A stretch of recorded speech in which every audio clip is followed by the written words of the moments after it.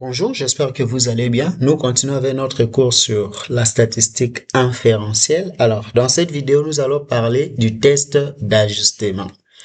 Comme je l'ai dit dans les vidéos précédentes, dans un exercice, on ne va peut-être pas vous dire si il s'agit de quel type de test que vous devez réaliser.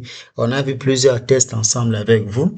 Alors, comment maintenant savoir que devant cet exercice, je dois faire le test d'ajustement? Parce que l'essentiel, c'est de savoir par rapport à l'énoncé, par rapport à la situation, si vous devez utiliser quel type de test. En tout cas, voilà, c'est ce qui est essentiel. Alors, comment savoir que dans cet exercice, dans cet énoncé ou cette situation, je dois utiliser le test d'ajustement? Voici quelques éléments qui vont vous aider à savoir que si c'est le test d'ajustement. Alors, la première chose, vous devez avoir une distribution. Donc, on va vous donner une distribution.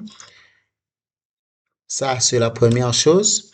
On va vous donner l'énoncé, une distribution, une variable, les observations de cette variable et tout consort. On va faire un exercice sur ça. Et hormis la distribution qu'on va vous donner, alors, une parenthèse, vous connaissez quand même quelques distributions théoriques, par exemple, la loi de Poisson, la loi de qui carré, il y a la loi de qui carré, la loi normale, il y en a plusieurs, binomiales exponentielles négatives, la loi de Fisher. Donc, ça sont des distributions théoriques. Alors, si dans l'exercice, on vous donne une distribution et la question, c'est de voir ou de vérifier si la distribution qu'on vous a donnée peut être ajustée à une distribution théorique. C'est-à-dire, est-ce que cette distribution suit telle loi théorique? Est-ce que cette distribution peut être ajustée? À quelque sorte, je peux déformer pour dire, si on essaye de comparer ce que nous avons comme distribution avec une distribution théorique déjà connue, qui carré, Poisson, binomial, exponentielle négative, quoi encore, Fisher, student, et tout ce que vous voulez. Voilà. Donc, si on essaye de comparer une distribution donnée à une distribution théorique, là, c'est le test d'ajustement. Je crois que vous avez compris. On vous donne une distribution et la question, c'est de voir si la distribution qu'on vous a donnée peut être ajustée ou suit une distribution théorique que nous connaissons. Là, c'est le test d'ajustement. Voilà. Donc, si vous avez ces éléments, c'est ce qui est même dit ici. La question centrale, souvent qu'on va se poser, est-ce que les données que j'observe sont-elles compatibles à une loi théorique précise? Voilà, la loi uniforme, loi normale, loi des Poissons et tout ce que vous connaissez. Donc, si on essaye de voir que la distribution à notre possession est compatible, peut être comparée, si je peux me le permettre, à une distribution théorique, là, c'est le test d'ajustement. Voilà, vous avez quelques exemples. On veut vérifier par exemple si un dé est équilibré. On veut vérifier si les naissances suivent la loi de Poisson, ou on peut aussi chercher à vérifier si une variable suit une loi normale. D'ailleurs, c'est ce qu'on va faire comme illustration ici. Voilà, si vous avez des situations pareilles, sachez que vous allez faire le test d'ajustement. Voilà. Alors, comme pour les autres tests, quand on veut faire les tests d'ajustement, on commence toujours par les hypothèses. Alors, vous savez, on a toujours des hypothèses, l'hypothèse nulle ainsi que l'hypothèse alternative. L'hypothèse nulle, ici, souvent on écrit comme ça, H0, on dit P égale PI0. Une façon de dire que la distribution peut être ajustée à cette distribution théorique. Par exemple, notre distribution peut être ajustée à la loi normale, à la loi de Poisson, ainsi de suite. Donc, je peux aussi simplement écrire comme ça, ou dire que la distribution observée peut être ajustée à une distribution théorique. Alors, arrangez ici, c'est suit, désolé. Voilà. Et vous avez, dans l'hypothèse nulle, je vais dire la distribution peut être ajustée à la distribution théorique. Et l'hypothèse alternative, je vais dire que la distribution ne peut pas être ajustée ou comparable à la distribution théorique. Voilà, ce sont les deux hypothèses qu'on va essayer de confronter. La distribution peut être ajustée à une distribution théorique ou la distribution ne peut pas être ajustée à une distribution théorique. Et retenez ici que dans les tests d'ajustement, on n'a que le test bilatéral. Alors, quelques notations qu'il faut retenir avant qu'on puisse avancer. K représente le nombre de classes ou le nombre d'observations. Voilà, il faut retenir ça. Le N représente l'effectif total. Donc, si vous voulez, on peut appeler ça la taille de l'échantillon, ça dépend de vous. Et les NI, ça vous le savez, c'est l'effectif observé par classe. Et I, c'est l'effectif théorique. Et puis, le PI, c'est la probabilité théorique. On verra comment trouver ça. Et vous connaissez ce qu'on appelle les degrés de liberté. Alors, après avoir posé les hypothèses, vous savez que l'étape suivante, c'est de calculer la statistique. Et la formule est là. Ça sera la sommation de l'effectif observé moins l'effectif théorique au carré sur l'effectif théorique. Il faut retenir cette formule.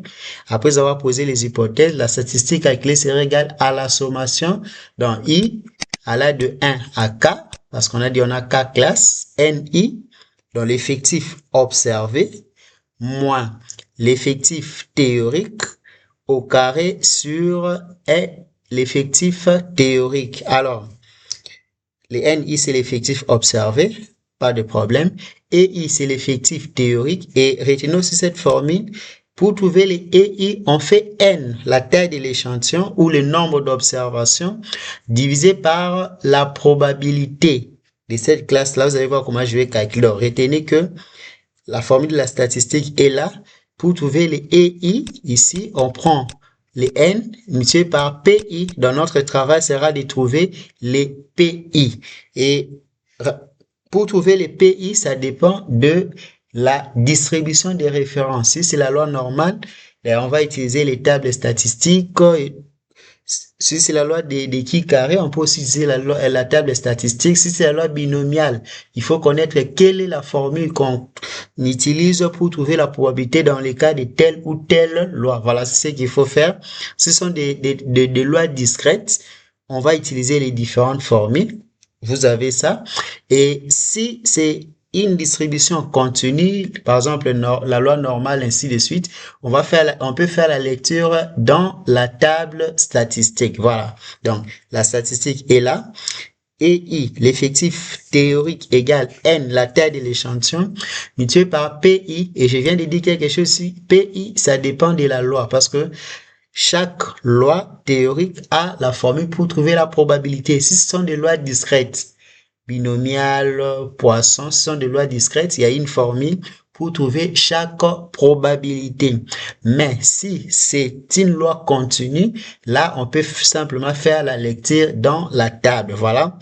Après avoir maintenant trouvé la statistique, il faut aussi déterminer les degrés de liberté. Les hypothèses, on calcule la statistique. Maintenant, il faut trouver la valeur tablée. Alors, pour la valeur tablée, comme on va utiliser la loi de qui carré, il faut connaître les degrés de liberté. Et ici, il faut très bien suivre ça. Regardez, la formule du degré de liberté est donnée par K moins 1 moins M. Retenez ça. K représente le nombre de classes. Pas de problème. Alors, M ici représente le nombre de paramètres estimés. J'insiste.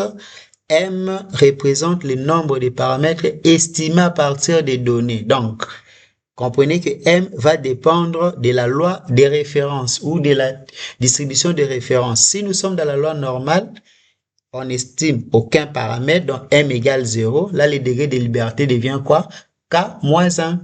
Si nous sommes dans la loi de Poisson, par exemple, là, on estime un seul paramètre, lambda. Si vous avez une idée sur la loi de Poisson, sachez que le paramètre, c'est lambda. Donc, comme on doit estimer un paramètre lambda, donc la formule devient K moins 1 moins 1. Je remplace M par 1, d'où dans la loi de Poisson, ça sera K moins 2. Et dans la loi normale, c'est qu'on va surtout utiliser. La formule devient, là, rappelez-vous, dans la loi normale, on a besoin d'estimer deux choses. La moyenne ainsi que l'écart type. Donc, on estime deux paramètres, ce qui fait que M égale 2, d'où le degré de liberté devient quoi? K moins 1, moins 2, ce qui fait K moins 3. Ça, il faut retenir ça. Voilà. Donc, et dans la loi binomiale, là, la probabilité est déjà connue. On estime aucun paramètre, donc M aussi égale 0. Là, le degré de liberté serait égal à K moins 1. Je crois que vous avez compris. Le degré de liberté, c'est K moins 1 moins M. M représente le nombre de paramètres. Et là, déjà, on vous a déjà aidé avec la formule finale du degré de liberté pour les quatre lois ici. La loi uniforme, la loi des Poissons, la loi normale, la loi binomiale. Voilà. Retenez ça très bien. Alors, je vais faire un exercice après.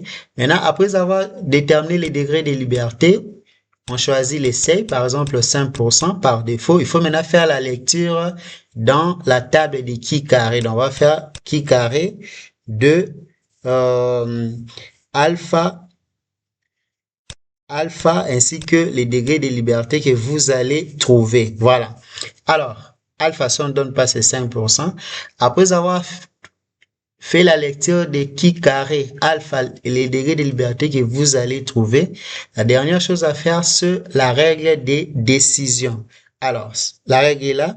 Si le qui carré, c'est qu'on a calculé, est inférieur à la valeur critique, donc ce qu'on a eu dans la table statistique, là, on ne rejette pas H0. En d'autres termes, on accepte H0. Au cas contraire, quand c'est supérieur, là, on va faire quoi?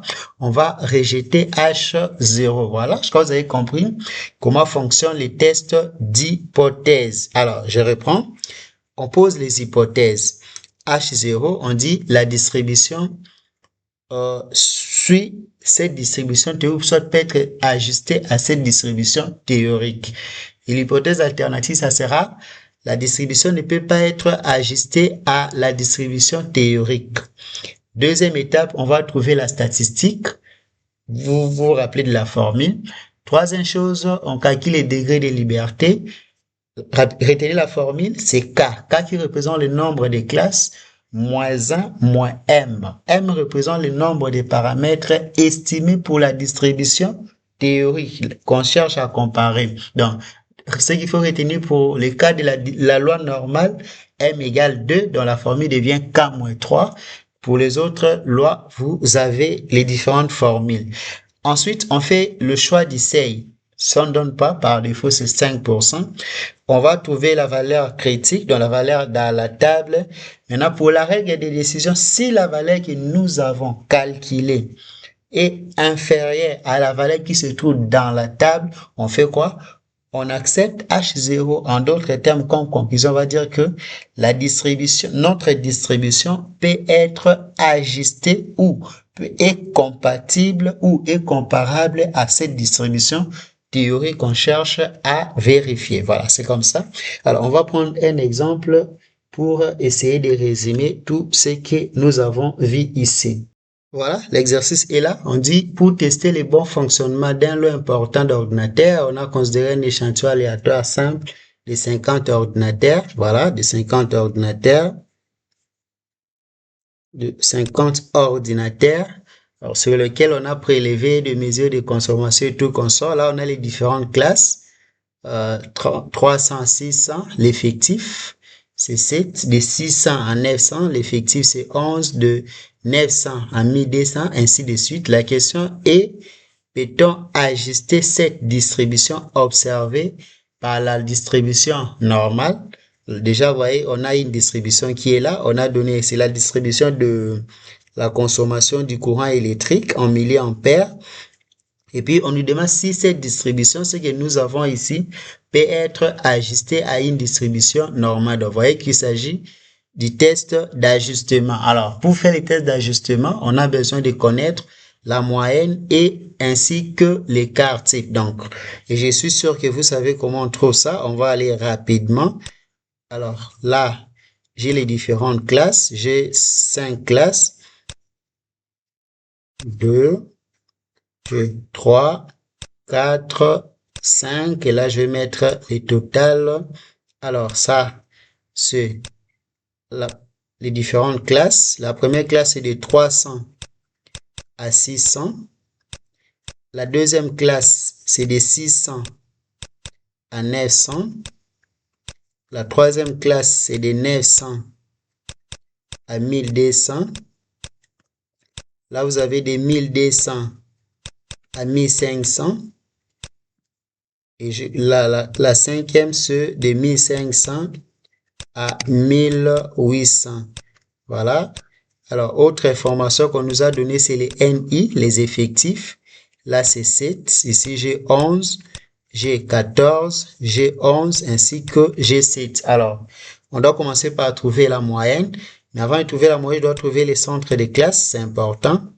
Alors, pour les centres de classe, vous vous rappelez de la formule. On fait quoi pour les centres de classe? C'est comme, c'est la moyenne de chaque classe. Donc, on va prendre la borne inférieure plus la borne supérieure divisée par 2. Là, vous prenez 300 plus 600, ça fait 900, divisé par 2, ça fait 450.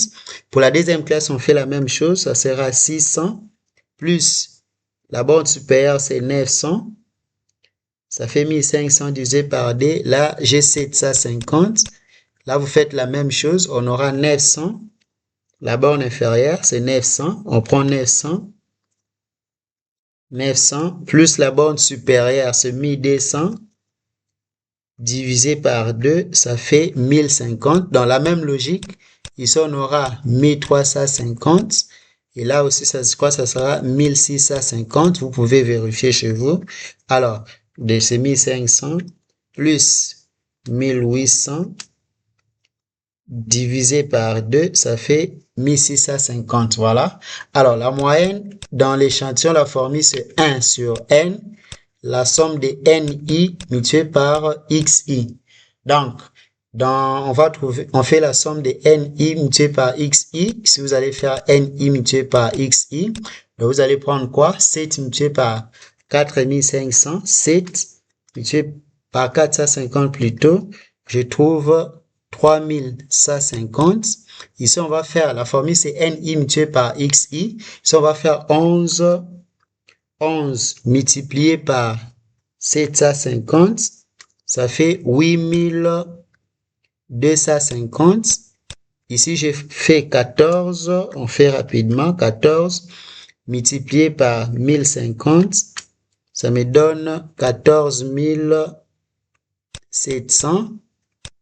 Voilà, 14 700, je crois que j'ai bien calculé. Là, je fais 11 multiplié par 1350. Là, je trouve 14 850. Et enfin, pour la dernière classe, je fais 7 multiplié par 1650. Je trouve 11 550. Voilà. Et puis là, je fais la somme parce que c'est la sommation. Je fais la somme de tout ça. Je fais 31.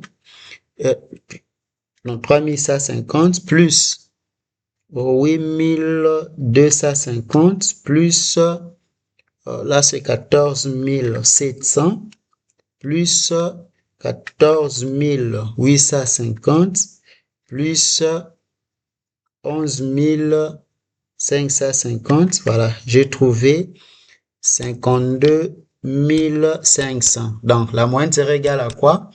La formule, c'était 1 sur n. Donc, je vais prendre le total ici, 52 500.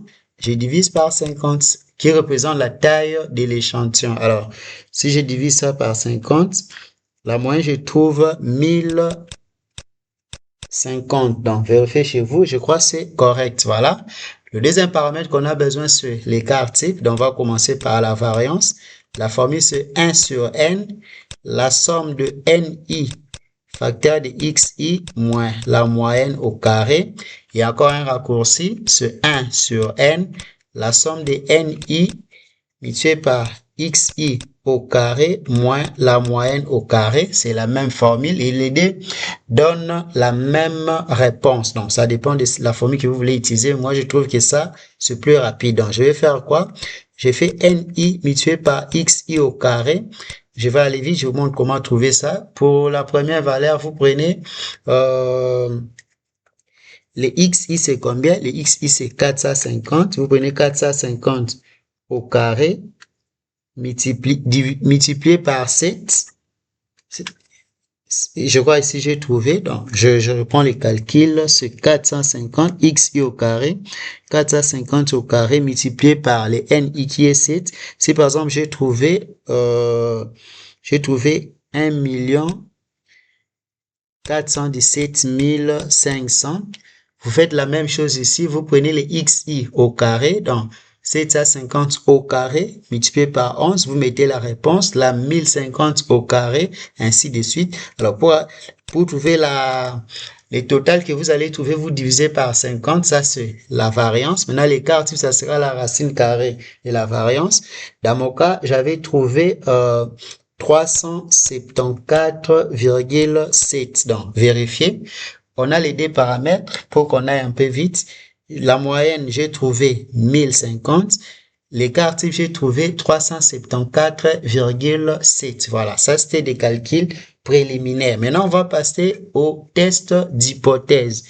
On a compris que c'est les tests d'ajustement. Dans l'hypothèse nulle, je vais dire que la distribution peut être ajustée à une distribution normale. Dans la distribution, c'est que nous avons la distribution peut être ajustée. Bon, l'espace, vous savez qu'on peut être ajusté à une distribution normale. Et hypothèse alternative, ça sera la distribution ne peut pas être ajustée. Voilà, ça c'est les hypothèses. La deuxième chose, on doit calculer la statistique. Mais pour calculer la statistique, la formule est là. Ça sera la sommation. Dans notre cas, ça sera I à la de 1 à 5 parce qu'on a 5 classes. L'effectif observé, on a déjà ça ici, 7 pour la première classe, 11 pour la deuxième, moins l'effectif théorique au carré sur l'effectif théorique. Alors, par rapport aux 5 classes, l'effectif théorique, c'est déjà, non, l'effectif observé, c'est déjà donné.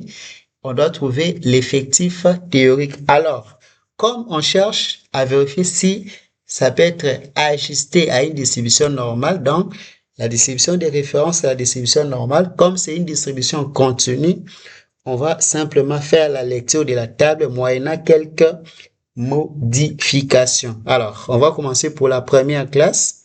Qu'est-ce qu'on aura? Je peux effacer ici la moyenne. Je crois que vous n'avez pas oublié ça, ou soit j'ai réécrit ça quelque part.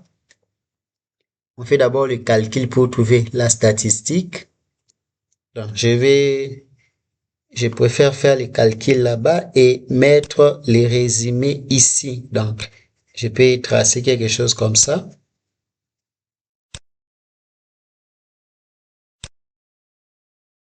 Ça sera suffisant, voilà. Première classe, deuxième, troisième, quatrième, cinquième, ça c'est la première classe. Ça sera la deuxième classe, troisième classe, quatrième ainsi que cinquième classe. Ça pour l'effectif théorique. Bon, NI pour la première classe, c'est 7. La deuxième, c'est 11. Troisième, c'est 14. Quatrième, c'est 11. Et la dernière classe, c'est 7. Ce qui me reste à trouver, c'est l'effectif théorique. Alors, pour la première classe, quelle est la probabilité pour que X soit dans l'intervalle de 300? X soit dans cet intervalle de 300 à 600. C'est ça. Je vais calculer la probabilité pour que X puisse appartenir dans la première classe. X appartenir dans la première classe veut dire que X soit dans l'intervalle de 300 à 600. Alors, si on doit faire la lecture dans la table, on doit ramener ça en unité centrée réduite. Vous vous rappelez, quand vous avez la probabilité de, par exemple, X A inférieur ou égal à X inférieur à B, si on a besoin de ramener ça en unité centrée réduite, on va soustraire la moyenne de toutes ces valeurs divisée par l'écart. C'est bon, ça va donner la probabilité de A moins la moyenne sur l'écart type inférieur ou égal à X moins la moyenne sur l'écart type inférieur à B moins la moyenne sur l'écart type. Donc, on va soustraire la moyenne et diviser par l'écart type comme ça. Ça devient Z. Et là, maintenant, on peut faire la lecture dans la table de la loi normale. Donc, c'est ce qu'on va faire ici. Ceci me donne la probabilité pour de 300. J'ai fait moins. La moyenne, on a trouvé 1050, moins 1050. Sur l'écart type, on a trouvé 374,7 inférieur ou égal à X. On fait aussi moins la moyenne, 1050, sur l'écart type qui est 374,7 inférieur ou égal à 600, moins la moyenne qui est 1050, sur l'écart type 374,7. Alors, on va calculer. Ça devient la probabilité. Alors, quand vous prenez, vérifiez chez vous, on doit aller vite. Quand vous prenez 300 moins 1050 sur 374,7, chez moi, j'ai trouvé moins 2, donc virgule 00. Si je travaille avec des rangs après la virgule, ça devient Z inférieur ou égal à, si vous prenez 600 moins 1050 sur 374,7, chez moi, j'ai calculé, j'ai trouvé moins 1,20. Voilà. Maintenant, on va faire la lecture dans la table. Ça va donner quoi? Quand vous comprenez jusque-là, comment on procède? Voilà. Alors, qu'est-ce qu'on aura? Regardez. On cherche la probabilité. Je peux représenter ça comme ça.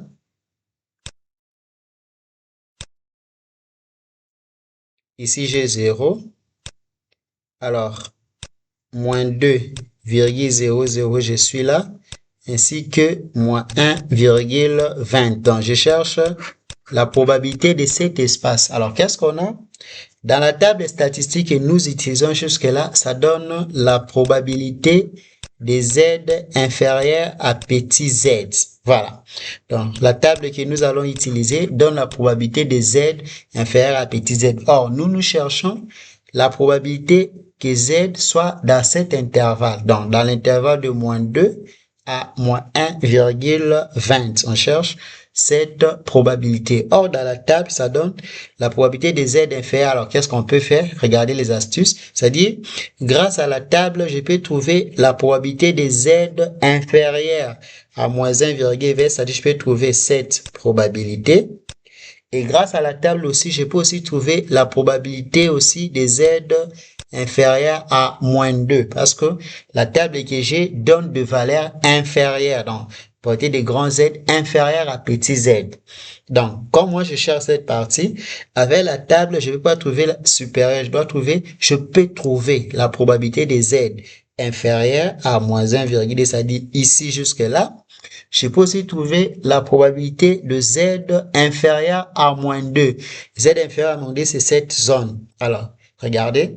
Si je peux trouver cette longueur, c'est-à-dire la probabilité de Z inférieure à moins 1,2, et que je peux aussi trouver cette longueur, c'est-à-dire la probabilité de Z inférieure à moins 2. Donc, si j'ai besoin de cette partie, il suffit de prendre ça moins ça. Si je prends cette longueur et que j'enlève cette partie, vous voyez qu'il va me rester ça. Et exactement, c'est ce que j'ai besoin. Donc, ça devient la probabilité, je fais quoi?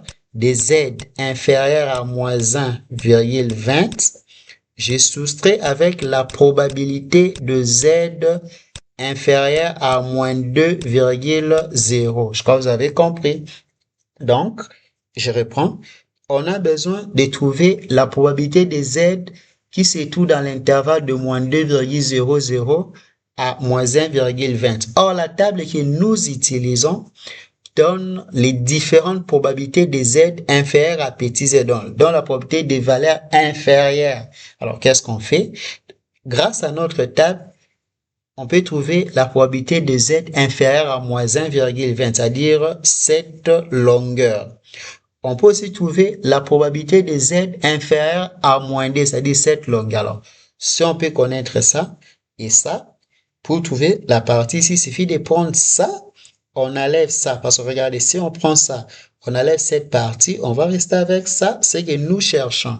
Soit j'ai dit, ça donne la probabilité de Z inférieure à moins 1,20 moins la probabilité de Z inférieure à moins 1,2. Alors, pour les gens qui aiment retenir des formules, alors, si vous avez besoin quand même de retenir une formule, retenez qu'avec la table que nous utilisons jusque-là, d'une manière générale, quand vous avez la probabilité de A inférieure ou égale à Z, inférieur ou égal à B, ceci revient à avoir la probabilité de Z inférieure à B moins la probabilité de Z inférieure à A. Je crois, je vous ai expliqué comment nous sommes arrivés à cette formule. Donc, retenez dès maintenant que en unité centrée réduite, quand vous avez la probabilité de A inférieur ou égal à Z inférieur ou égal à B, ça va donner la probabilité de Z inférieure à B moins la probabilité de Z inférieure à quoi? Inférieure à A. Voilà. On va maintenant aller dans la table statistique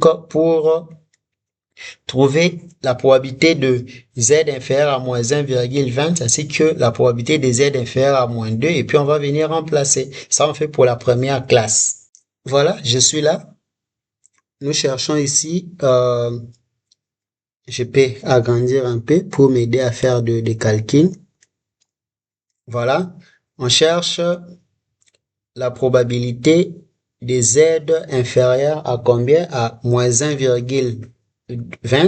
Alors, comme vous pouvez le voir, voyez que notre table ne donne que des valeurs positives. Alors, et pourtant, nous, on cherche la probabilité de Z inférieure à moins 1,20. Alors, qu'est-ce qu'on va faire? Si il y a d'autres tables qui donnent aussi pour des valeurs négatives, alors si votre table ne donne que des valeurs positives, comme dans notre cas, comment on va trouver la probabilité d'une valeur négative? Alors, retenez que d'une manière générale, la probabilité de Z inférieure à moins petit z égale à 1 moins la probabilité de Z inférieure à petit z. Voilà, donc, retenez cette formule, la probabilité de Z inférieure à moins Z, si c'est négatif, on peut transformer ça pour avoir 1 moins probabilité de Z inférieure à Z. Donc ici, ça devient la probabilité, d'abord ce 1 moins la probabilité de Z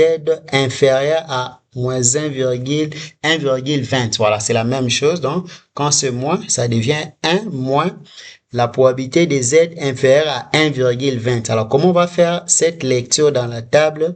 On cherche la probabilité de Z inférieure à 1,2, ça sera 1 moins. Ça, maintenant, on va faire la lecture dans la table. Alors, qu'est-ce que vous allez faire? On va décomposer 1,20. Ça peut aussi s'écrire 1,2 plus 0,00. C'est ça. Donc, on prend l'unité, le chiffre des unités ainsi que les dixièmes, ça fait 1,2 plus le centième, ça va donner 0,00. Alors, je vais faire l'unité et les dixièmes. Vous allez regarder ça sur la première colonne. 1,2, je suis là. Donc, je suis sur cette ligne. J'espère que je ne vais pas effacer. Voilà, je suis sur cette ligne. Ça, c'est 1,2. Et la colonne, c'est 0,00. Alors, 0,00, je suis là. Là, vous allez regarder l'intersection entre la ligne de 1,2, l'unité et les dixièmes, ainsi que la colonne du centième, 0,00. Alors, ça me donne 0,88493. Donc, ça devient 0,88493. Alors, je fais la différence. Si vous prenez 1 moins 0,88493, ça me donne, cette probabilité me donne 1, non 0 plutôt. Alors, je peux m'arrêter à 4 rangs après la virgule, donc ça va me donner 0,1151. Voilà. Ça, j'ai trouvé, c'était la probabilité de quoi? De Z inférieur à moins 1,20. Donc, j'ai trouvé 0,1151. De même aussi, je dois trouver maintenant la probabilité de Z, parce que c'était 2. Maintenant, la probabilité de Z inférieure à moins 2,00. Comme je vous ai expliqué, ça devient 1 moins la probabilité de Z inférieur à 2,00 parce que notre table n'a que des valeurs positives. Alors, on fait la même chose. 2,00, on va décomposer. On aura 2,0, l'unité et les dixièmes plus 0,00. Alors, 2,00, je suis là. Je suis sur cette ligne 2,00 et la colonne, voilà. Où est la colonne? Attendez. La colonne, c'est toujours là, c'est toujours la même colonne. Alors, ça donne quoi? Je vérifie.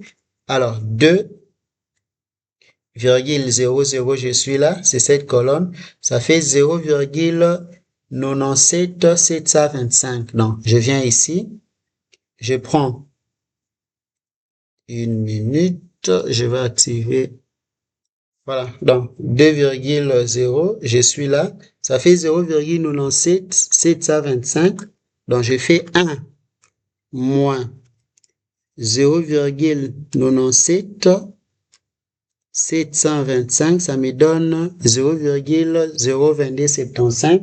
Dès après la virgule, je peux prendre, ça fait 0,028. Voilà. J'ai fait la lecture. Je reviens ici. J'ai trouvé le D valeur. Donc, je reviens là. Qu'est-ce qu'on a? La probabilité des Z inférieure à moins 1,20. Ensemble, nous avons trouvé 0,1151 moins la probabilité des Z inférieure à moins 2, nous avons trouvé 0,0228. Alors, ce qui fait que la probabilité pour que X soit dans l'intervalle de 300 à 6, ça, c'est-à-dire la première classe, on fait la soustraction, vérifiez chez vous. Moi, j'ai trouvé, pour la première classe, j'ai trouvé l'effectif théorique. Attention, d'abord ici, j'ai trouvé 0,0923. Vérifiez chez vous. Mais on avait dit quoi? C'était quoi la formule de l'effectif théorique? On prenait EI était égal à NI, N plutôt multiplié par PI. Ce qu'on a trouvé, c'est les PI. 0,0923, c'est les PI. Pour trouver maintenant les EI, on doit prendre cette valeur multipliée par 50, qui est la taille de l'échantillon. Donc, multiplié par 50, je sais pas chez vous, vous avez trouvé combien? Je calcule chez moi, je multiplie par 50, ça me donne quoi? Quand je multiplie par 50, ça me donne 4,615. Donc, vérifiez chez vous. Donc, pour la première classe, l'effectif théorique, c'est 4,615. Voilà. J'ai fini avec la première classe. J'ai fait la même chose pour la deuxième classe. Donc, la deuxième classe, ça sera quoi? Je vais m'arrêter à la deuxième classe. Les autres, je vais compléter. L'essentiel, c'est de comprendre comment on trouve les effectifs théoriques. Voilà. Ça. Voilà, ça c'était la première classe, vous avez compris. Maintenant, la deuxième classe, comment on va faire? Là, ça sera la probabilité pour que X soit dans quel intervalle? Soit dans l'intervalle de 600 à 900. Voilà, deuxième classe, ça sera la probabilité pour que 600 inférieur ou égal à X inférieur à 900. Alors, à l'unité centrée réduite, on aura la probabilité de 600 moins la moyenne qui était 1050 sur l'écart type, on avait encore trouvé combien? L'écart type, c'était 374,7 inférieur égal à X moins 1050 sur 374,7 inférieur égal à 900 moins 1050 sur 374,7. Alors, si on calcule 600 moins 1050 sur 374,7, ici, j'ai trouvé moins 40. Donc, ça sera moins, attendez, non, c'est pas moins 40, c'est la même chose que ce qu'on avait trouvé avant, c'est moins 1,20. Voilà. Ça devient Z inférieur ou égal. Ici, 900 moins 1050 sur 374,7, j'ai trouvé moins 40. Je crois qu'on n'avait pas oublié la formule. Ceci peut être écrit comment? ça sera la probabilité de Z inférieur à moins 0,40. Je vous ai expliqué comment nous sommes arrivés là. Moins la probabilité de Z inférieur à moins 1,20. Alors, la probabilité de Z inférieur à moins 1,20, on venait de trouver ça tout à l'heure. C'est qu'on va essayer de chercher maintenant la probabilité de Z inférieur à moins 0,40 parce que ça, on a déjà eu à trouver ça. C'était encore combien? Je vérifie ce qu'on avait trouvé. 1,20, c'était 0,1151. Donc ça, on avait déjà trouvé ça dans la première classe. Ce qui nous reste à trouver, c'est la probabilité de Z inférieure à moins 0,40. Voilà. On revient dans la table pour trouver ça. Voilà, on revient là. Nous cherchons quoi? On cherche la probabilité de Z inférieure à moins 0,40. Alors, comme c'est une valeur négative et notre table n'a que des valeurs positives, ceci peut s'écrire comme 1 moins la probabilité de Z inférieure à 0,40. Alors, on va décomposer. J'ai 0,40. L'unité est, les dixièmes, ça fait 0,4 et les centièmes, c'est 0,00. Alors, 0,4, je suis là. 0,00, je suis là aussi. Donc, ça devient 1 moins. Ça fait 0,65542. Alors, si on fait 1 moins 0,65, 462, si je prends des rangs après la virgule, ça me donne, je crois que j'ai bien calculé, 0,3446. Voilà, ça c'est la probabilité des Z inférieure à moins 0,40.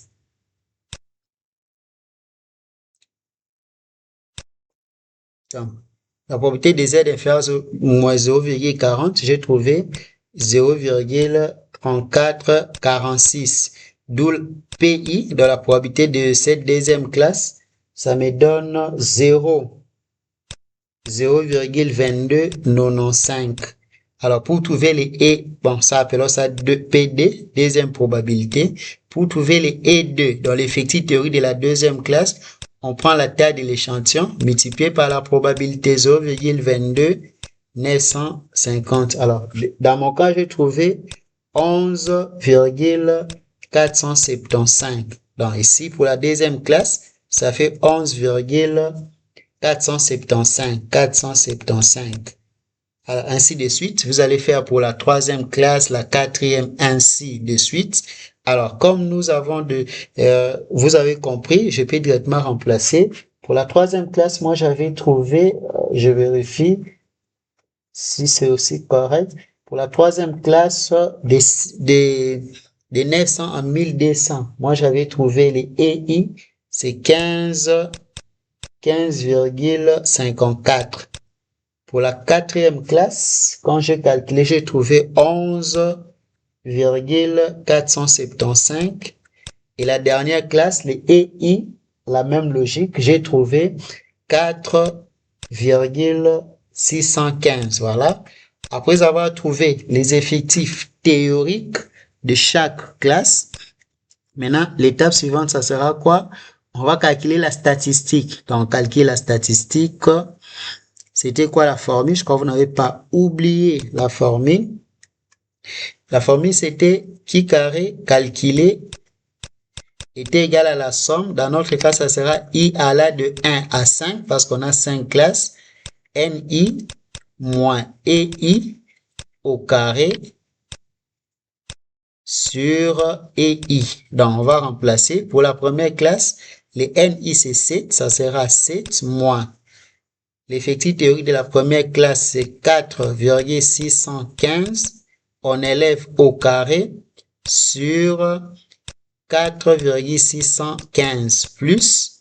Deuxième classe, l'effectif observé, c'est 11 moins l'effectif théorique, c'est 11,475 au carré sur 11,475. Vous faites la même chose pour la troisième, quatrième et aussi pour la dernière classe. On aura 7, l'effectif théorique, moins 4,615 15 au carré sur 4,615 et vous allez calculer tout ça. Dans mon cas, j'ai trouvé quoi?